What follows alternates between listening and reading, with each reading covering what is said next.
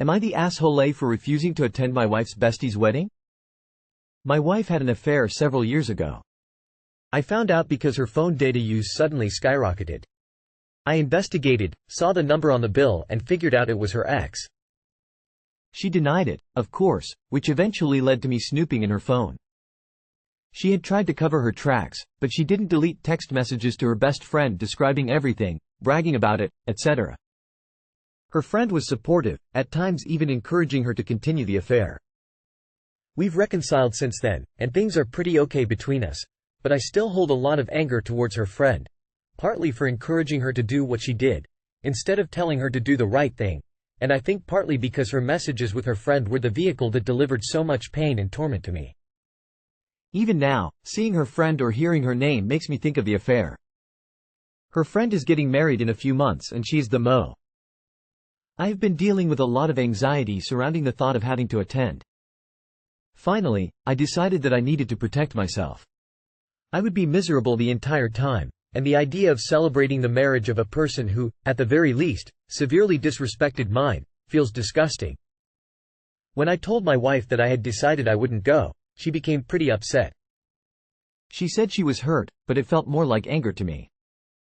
She basically shut down after that, and hasn't talked to me. I explained my reasoning, my feelings, etc., but she kind of blew me off. I don't feel like the villain. For one, I didn't ask to feel this way, her actions put me here. 2. She is the one who implicated her friend in the affair. If she hadn't done that, it wouldn't even be an issue. Also, I didn't imply that she couldn't or shouldn't go. I even encouraged her to attend and be a part of it, and offered to drive her to and from. Am I the asshole? AITAH, but you're holding so much resentment for the friend when really it's your wife's fault. She ruined your relationship, not her friend. You are the asshole for still staying in the marriage. My petty brain says go to the wedding, and when congratulating the couple, just say to the groom, good luck with this one. She thinks that cheating on spouses is NBD, then turn to your wife and say, right honey? You'd cover for her like she did for you, no? Then file for divorce. Edit. Forgot to write the word turn. Edit to add a little more pettiness. Not the asshole, but of course this is a classic case of blaming the other women, since you so badly want to be with your wife but you need to be mad at someone you choose her friend. Dude, I'm going to hold your hand when I say this, your wife is the problem, not the friend. Your wife was going to cheat on you with her best friend encouragement or not because she's a cheater and a liar. Not the asshole. Please protect yourself, and your mental health. Don't see much regret in your wife either, if she doesn't even see or acknowledge your valid reasoning. Maybe you should dump her altogether. Not the asshole, but sounds like your wife still thinks nothing wrong happened. Bruh, if she can't see your paw, then she doesn't really care how you feel about it. Keep your peace and don't go. Also reevaluate if you could ever have a healthy relationship moving forward with your wife, because her friend will most likely always be there. Am I the asshole for refusing a luxury purse for my mill? I, 27 female, refurbish purses, both luxury and sentimental, as a lucrative side hustle.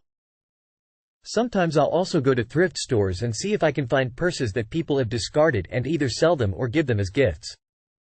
About 6 months ago, I found a black Latico leathers tote that was in great condition and decided to keep it for myself. I have a pretty maximalist aesthetic, so I make it my own by tying various scarves and beads around the handle periodically. I love this bag and I love it even more than it only cost me $8. My husband, 28 male, and I eat dinner at my MIL's house quite often, and she is the originator of the clean girl aesthetic. Everything in her house is very white and minimal. Her style is also this way and she only wears neutrals. I say this because when I first came over with my new bag, she had said how loud it was. From then on, every time we went over to her house she always made some sort of, "You still carrying that thing around everywhere?" comment. It got to the point that I just started leaving it in the car. A month ago, though, we all went out to a nicer restaurant and I brought my bag in, to which my mother-in-law scoffed and said, "Please leave that ugly thing in the car." It's so embarrassing. This struck a nerve and we had a little tiff over it, to which it ended with her making a comment that she was going to buy me another bag so she didn't have to look at mine anymore. In the moment, I didn't take her seriously and I honestly forgot the whole comment entirely. Last week, we went over for dinner at her house when she met us at the door with a huge smile. She grabbed my arm and rushed me to the other room and told me she had something to show me. There was a Kate Spade Perfect large tote in a yellow, beige color. "Put it on," she said. "Don't you love it?" That's when I realized that she had bought this for me, and I said, "I really appreciate the gesture, but if you're going to get me a bag, it would be nice to go shopping together so that I can get something that is more my style." She told me that it was final sale, and when I told her that she should keep it for herself, she blew up and started calling me ungrateful. I told her I wasn't going to take something that I wouldn't use, let alone didn't like, and she started crying. My husband and I left, and he told me I should have just taken the bag and used it when we went out with her. For me, something expensive like that should be used by someone who really likes it, and it's obvious she bought it to project herself onto me. Am I the asshole? Not the asshole. As long as your bag doesn't have something lewd or profane on it, she's out of line asking you to remove it just because she finds it ugly. It's inappropriate for her to try to project her aesthetic preferences on you. This wasn't just a poorly chosen, thoughtless gift where she was misguided but just wanted to get you something nice in good faith. This sounds more like her trying to make her specifically trying to alter your preferences to something she finds more acceptable. You shouldn't have to do that, and you were right not to take it under these circumstances. When it comes to gifts, isn't it the thought that counts? When the thought is, "Your tacky ass bag embarrasses me, so I bought you something else that won't shame me when we're in public," I'm pretty sure you're under no obligation to graciously accept. Not the asshole. I think there's a difference between graciously accepting a gift that isn't your style because the giver meant well, and whatever's happening here. Your mother-in-law didn't mean well. She wanted you to stop carrying the purse you enjoy and switch to one that doesn't embarrass her. The impulse on her part was purely self-serving. So not the asshole. So go out and buy her the loudest throw blanket you can find. Gift it to her on her b-day or for Christmas and remark that her monotone interior looked like it could use a punch of color. Make sure to add, "Don't you just love it?" Not the asshole, and clearly this was a manipulative move. She knows it wasn't your taste, it was hers. The whole crying thing was so petty. Has she always manipulated your husband like this? Not the asshole. But after she called my bag hideous, I would have taken the beige purse and made it even more spectacularly garish than the original. You think scarves are a lot, Mel? I have wind chimes, fake ivy, and a pop-up hummingbird on this one now. Not the asshole. I generally think it's poor form to reject a gift, but this wasn't a gift. This was her attempting to force you to change your style. It's manipulative and inappropriate, not well-intentioned or thoughtful. I'm concerned that your husband thinks you should just bend to the will of his mother to keep the peace. I wonder if that's how he was raised and if he expects you to just go along and not rock the boat. Am I the asshole for telling my husband that his mom deserves nothing if he were to die in an accident? Recently my husband has been talking about taking out a life insurance policy. I am in favor of this, as we have a baby and he is pursuing a career as a pilot. This weekend he walked into our bedroom and said that he had researched a policy he'd like to get, for $3 million. He then says, "I think I'll set it up so half is for you and half for my mom." I am American. He is Cuban. His mother and the rest of his family currently live in Latin America. They do okay for themselves, but the standard of living is a bit different from the US, though not crazy. She's not happy there, and we've been trying to sponsor her to come to the US. I like his mom, and we have supported her in many ways, such as paying for multiple trips to Cuba, paying to send suitcases, parcels with clothes, shoes to them, cash gifts when we visit, etc. When he says this about splitting the life insurance policy, something in my gut felt weird. I think it showed on my face because he asked me, and I said that it seemed odd to me.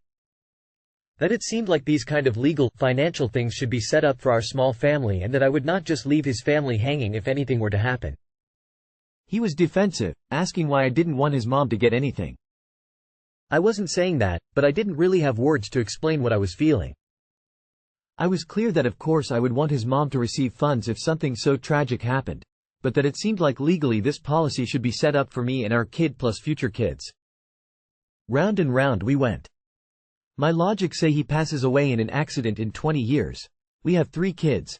His mom is still alive and pushing 80. 1.5 million is excessive for someone of her age and lifestyle.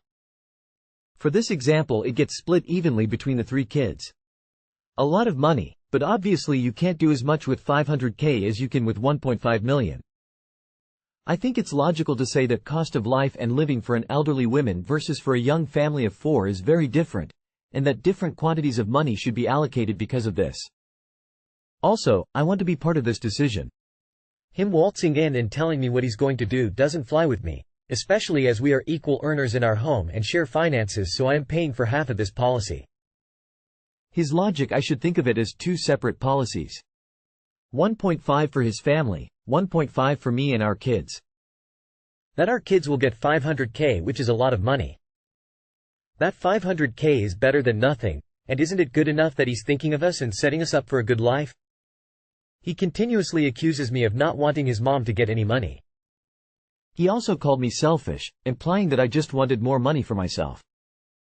He says of course his mom would share this money with the rest of his family, dad, sister and nephews. I don't have great words for how I feel. It just doesn't feel normal to me. Am I the asshole? Not the asshole. Typically a life insurance policy is intended to cover the losses associated with someone's death. That includes costs of burial, etc., but also the lost income of the person dying. Your first step should be to calculate the financial impact of your husband dying. How much money would he earn over the remainder of his career? How would the loss of that income impact your ability to pay the mortgage? Or your kids' ability to go to college? That should be how you think about life insurance for your family. It's not unreasonable to consider that your husband won't be able to contribute as much to his family. But he's treating this more like buying lottery tickets for her every month, and it's reasonable to not want to put that in the family budget. Not the asshole, and it's absurd that he called you selfish. Imagine, God forbid, that he passed away not 20 years from now, but while your kids are still young. You would be alone raising those kids.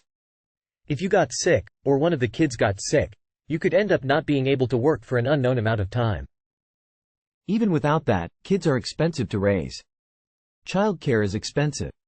You'd be paying for a house purchased with the assumption of 2 incomes. Do the 2 of you plan to help your kids with college, trade school, just starting out in life? Do you plan to give them something for a wedding or first home? Would he want to be able to secure that in case he's not able to be there? This should absolutely be a conversation between the 2 of you. Not the asshole. If you are paying half of the policy, you should have more of a say on how it is spent. I also think it is weird that he is treating it like an even split. It is not in any way equal.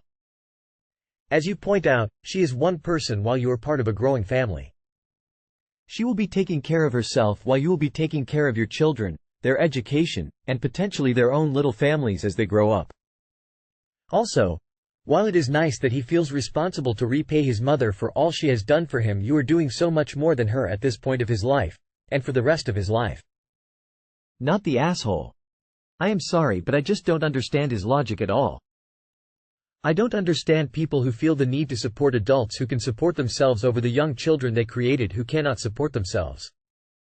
Your husband's priorities need checked. Not the asshole. I don't have a problem with him including his family. However, I don't think it should be a 50-50 split. Should be something like this. After your mortgage is paid off using the bulk of the money, any remaining funds from the insurance is split 20% to you, 60% shared amongst the kids, and the remaining 20% goes to support his side of the family. 1.5 million is not enough. Longtime lawyer specializing in life insurance products here. Baby needs it much more than grandma. Foolish, foolish, foolish. Am I the asshole for ordering before a woman who was still shopping? We are in a fancy hotel. It was a splurge. I'm a little out of my element, but trying to have an experience with my 3 kids. 1 prec, 1 toddler and 1 special needs. We went to the little coffee shop store for breakfast. There were 2 people in line. 1 woman was ordering. Behind her was a woman and her daughter. Just as I joined the line, the woman told her daughter not to move from the line and walk to the fridges about 20 feet away. I was in a great mood. I had noticed that the woman who walked away had on a beautiful dress. If she hadn't left, I would have complimented her dress. I did have the 3 kids who were pretty excited about the selection of snacks available at the counter, none of which I intended to purchase. The first woman completed her order and the daughter of the woman with the pretty dress was now first in line. She looked uncomfortable. We waited maybe 20 seconds. The cashier began to shift around, the kids were restless. We waited maybe another 20 seconds before I kind of started to move up. The daughter had kind of shifted to the side and had tried several times to get her mom's attention. I asked, "Is it okay if I order?" The cashier deferred to the daughter, maybe aged 10-12. I'm not sure what she said, but she ran to get her mom. I started to order. The entire order would have taken maybe a minute and a half. 3 sin rolls, 1 kolache and a bagel with cream cheese. In the middle of my order, the Batista tried to give the pretty dress woman, who had now returned to the line, I want to say 20-30 seconds after I began my order, someone else's drinks. She said, "I haven't ordered yet." She butt in front of me. This after I heard her barking at her daughter for leaving the line. I responded. I was mad. I didn't yell, but I felt I was being accused of doing something I didn't do and isn't in my character to do. I pointed out that she had still been shopping. She asked if I couldn't have waited a few seconds. I said it was longer than that and that everyone had been uncomfortable. She said I was being embarrassing and would I just go ahead and order. I said she should be embarrassed and I was glad she felt embarrassed. Talented employee stepped in and saved the day by offering to take her at the other register. She got the last word and huffed, "Yes, thank you." I'm not sure that it bothered my kids much, but it ruined my morning and probably her daughter's. If I had known it would devolve like that, I might have just waited for her to finish whatever she was doing. I'm going with not the asshole. As someone who works in a coffee shop myself, I see this sort of thing regularly. People don't understand that letting the person behind them pass so they can get more time isn't actually hurting anything. I will say though, you should have just ignored her complaints. She wasn't directing them at you, just at the employee, so the best thing you could have done is just to let her look angry and crazy while you continued on with your day. Not the asshole, but the level of detail you have included is so unnecessary, and the comment about the dress just a bit odd. Everyone sucks here. You were both kinda petty. I wouldn't say assholes though. If this ruined your day, you got some easy days. Look, for me, a well-timed, "Miss, you're next," called out to pretty dress lady would have been the thing to do. If she ignored you, then you would have been free to order. I think you might have jumped the gun by a smidge. On the other hand, if I had been pretty dress lady, I wouldn't have been so obnoxious about being cut in line while I was shopping. So I guess not the asshole. She left the line. The whole world can't stand around and wait for her. How long did you really wait? You make it sound like you gave her about half a minute before you busted ahead of her daughter, but want us to believe you waited an uncomfortable and unreasonable amount of time. You were impatient and didn't want to wait. The woman also was rude back at you. She didn't respect the "move your feet, lose your seat" rule you are clearly aware of. I actually still think you were the ruder party here. You clearly knew what she was doing and where she was. It's not like she left the shop. She was picking a drink from the fridge.